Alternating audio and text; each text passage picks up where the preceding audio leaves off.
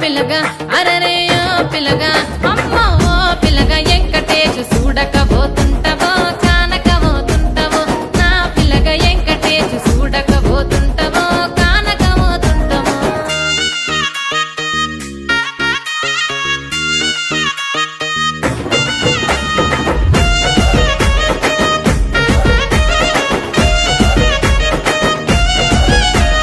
మన ఊరిలో నన్ను మించే అందమెవరికున్నదో